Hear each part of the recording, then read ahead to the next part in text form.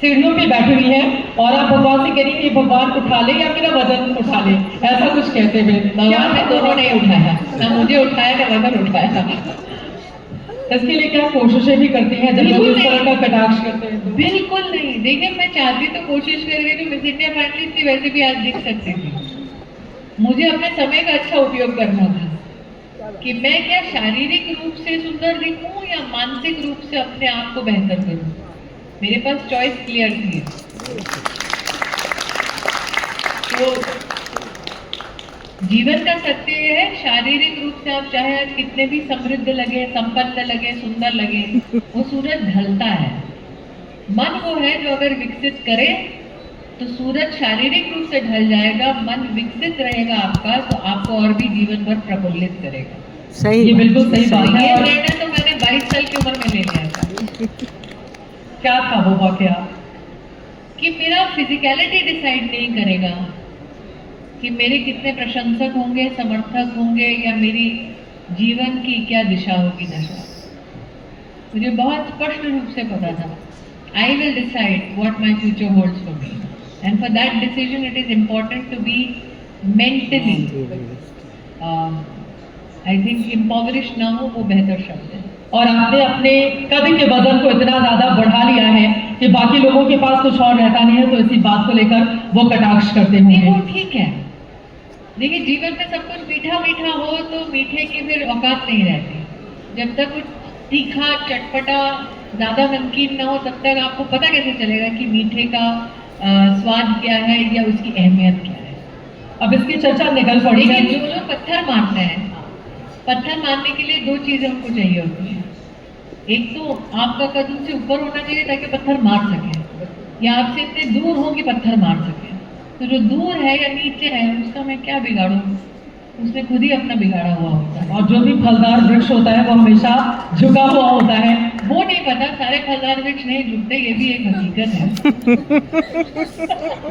हम इस्तेमाल करते हैं कि जो लोग वृक्ष पे निर्भर करता है। देखिए वृक्ष पे निर्भर करता है। हमारे यहाँ एक जमाना था जब हम मॉरल साइंस पढ़ाते थे, मॉरल साइंस सिखाते थे। अब हमारी एक्सपेक्टेशन है मोरालिटी की, लेकिन हम मोरालिटी है क्या वो बच्चों को बतलाते नहीं। हम बच्चों को ये कहते हैं कि पढ़ो, honesty is the best policy, लेकिन फिर खुद उस पॉलिसी का संचालन नहीं करते हैं। और फिर सोचते हैं कि ये जो बच्चे हमारे इर्द गिर्द है बड़े होकर वैसे ट्रांसपेरेंट क्यों नहीं है जैसे हमारी अपेक्षा थी हमसे। तो हम इस डायकोटमी में पूरी जिंदगी निकाल देते हैं। मैं ब्लैक एंड व्हाइट में अभी भी जीती हूँ। लोग कोशिश करते हैं कि मैं ग्रे में आऊँ, लेकिन ग्रे मैटर छोड़ के मुझे और किसी ग्रे चीज में कोई भी रुचि नहीं है। ठीक है, जब आपने छोटे पर्दे पर वापसी का फैसला लिया, इस बात का क्या कहीं से भी डर था या लोगों ने सलाह दी होगी कि अगर आप टेलीविजन पर वापसी करेंगे इस रूप में तो पॉलिटिकल के लिए आपको कहा जाएगा कि नॉन सीरियस पॉलिटिक्स में? हाँ, सलाह उन्होंने दी जिन्होंने दोनों ये चीजें नहीं की है। क्या कहा था?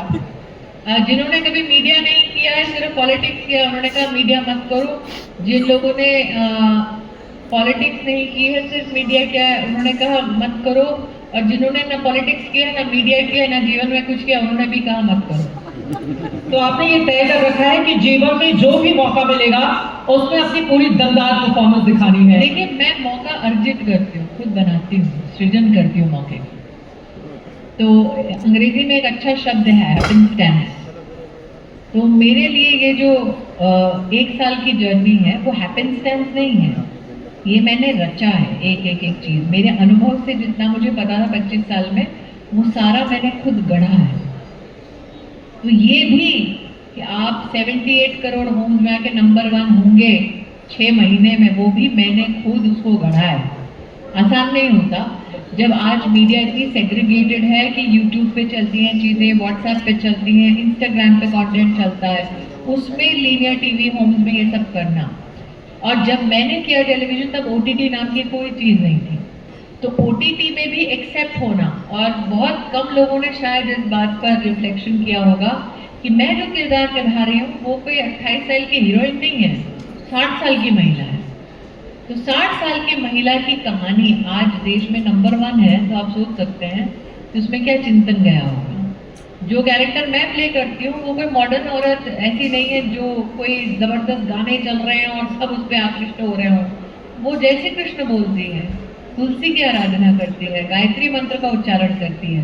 तो अगर वो नंबर 1 है तो आप सोचिए देश में मानसिकता कैसी बदली है कि वो नंबर 1 है।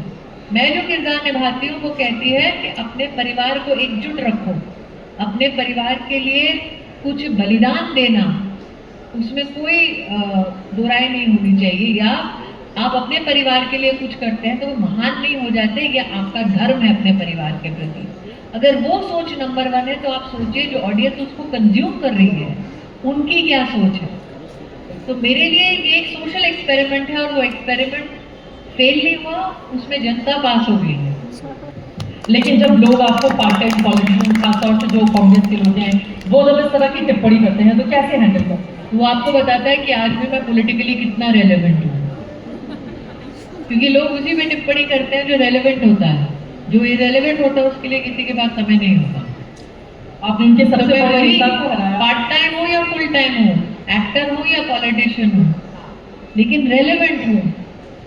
और 150 करोड़ के देश में रेलेवेंट होना बिना किसी पद के, मैजिक। हाँ, ये बिल्कुल सही बात है। लेकिन आपका कद और पद ऑलरेडी इतना ऊंचा हो चुका है